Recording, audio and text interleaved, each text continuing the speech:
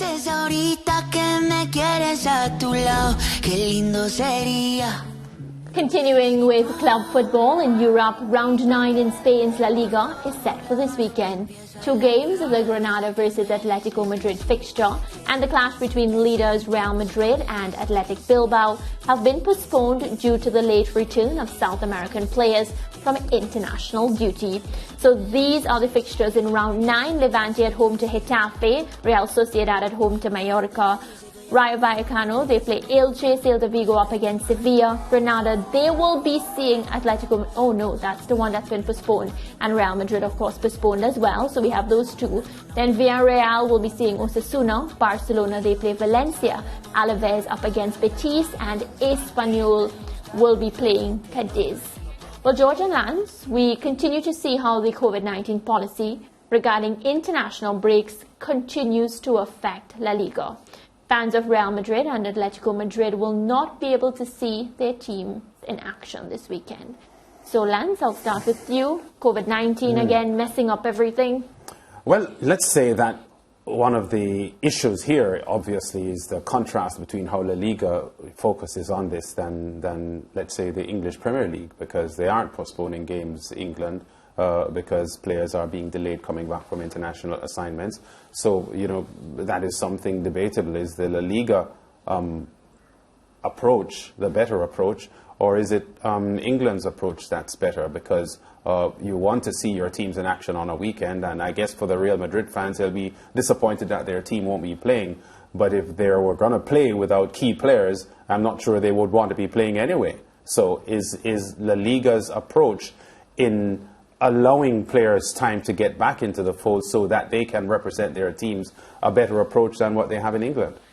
George, you think so? Well, what you said, the first part of your comment is spot on. It shows up the difference in the business model and how the business works. There is absolutely no way players from any part of the world would be absent and the EPL would stop. They'll say, look, you have a squad of 23, find in the squad. And if you can't find the 23, you go to the reserves and you bring those players forward and put them in the team, because the fixture has to be played, because money is on the line. Our broadcasters are expecting, our fans are expecting. Yes. This is the difference. This situation shows the gap between La Liga revenues trailing Premier League revenues because of how seriously both organizations take the football. And yeah, we don't need to say anything to prove the argument that this doesn't happen. But there's another point though. This also proves the number of the I don't want to say plethora, although it does describe Top accurately. players?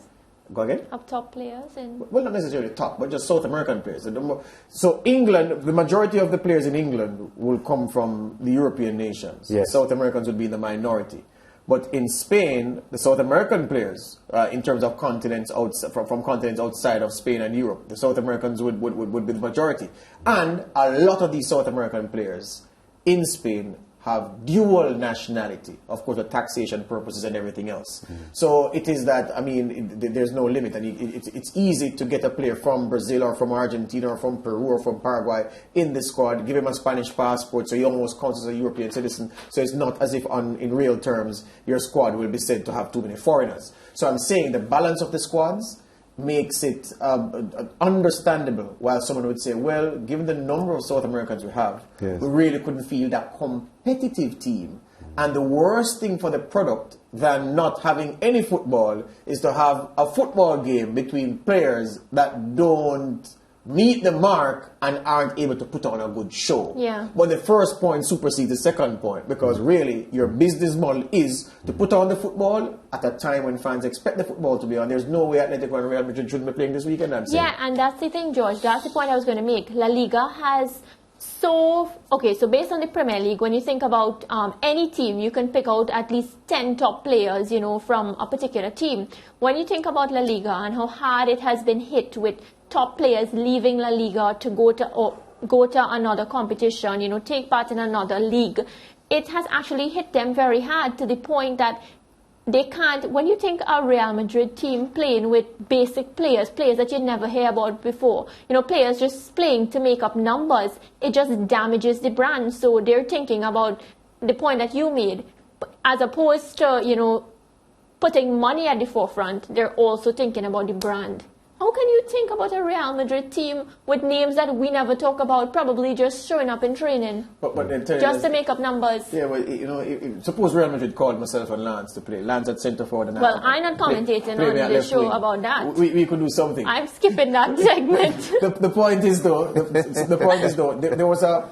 there was an infamous incident in England, to make the point, where it was because of a fixture pile-up. Sir Alex Ferguson at Manchester United played a starting 11 that included some fringe players. The Premier League fined him for fielding a weakened team because other managers complained to say, look, Fergie, what the hell is that?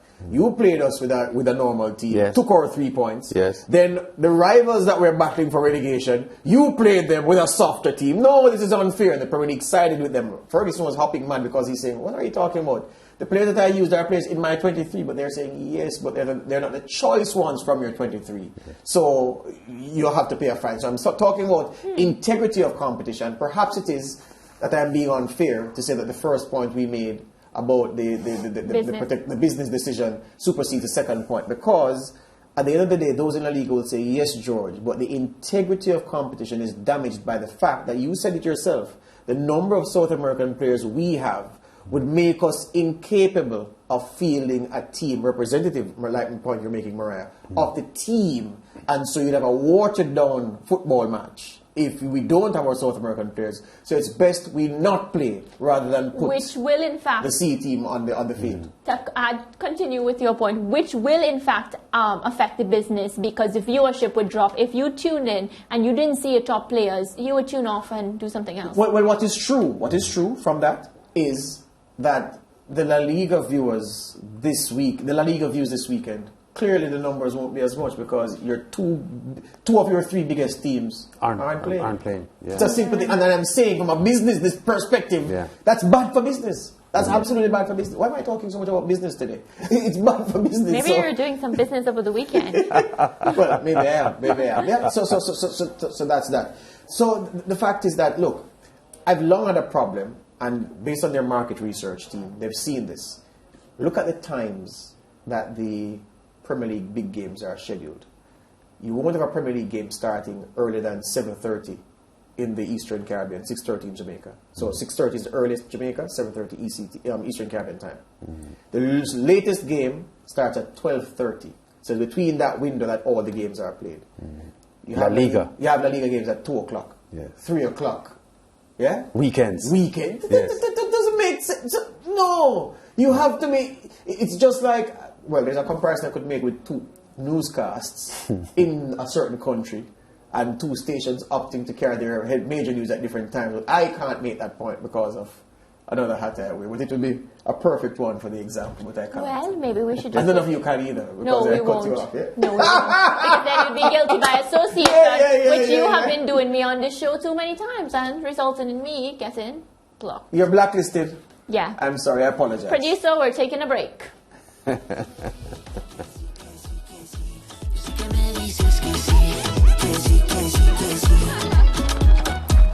La gente me dice que ya es muy obvio, que ya se me nota, que estoy más intenso que un